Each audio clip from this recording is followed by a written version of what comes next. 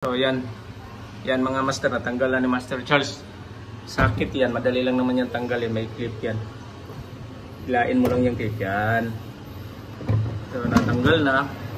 Gagawin natin ngayon. Pwede naman itong i-direct kasi 220 yan. Tingnan nyo dito sa sa diagram. Yan o. 220, wala namang nakalagay na mga 110 dyan o ano.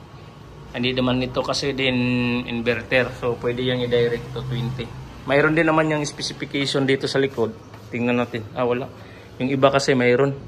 Pero ito to 20 to. So para mas mabilis namin gawin ito, lalagyan namin ng ano yan o. Yung ginagamit namin ko. Itong wire na to, Charles. Inuubo kasi ako. Sama yung panahon dito sa amin. Laging umuulan. Yan. Yan yung ginagamit namin para mas mabilis. Pero i-check ko muna ito. I-check ko sa tester kung may linya pa ba. So, ano mo muna, Master Charles. So, nakasit yung ating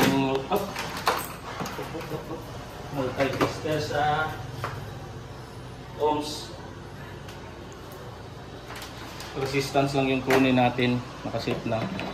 Calibrate muna natin. Ito itong tester. So yan, nakasit na yan sa ohms. Dito lang, dalawa lang naman ito. So 20 lang to, madali lang. So calibrate, okay naman. So tingnan natin. Mayroon siyang supply pero maliit lang. Tingnan nyo, gumagalaw naman siya. Pero titingnan natin mamaya, i-direct natin ha.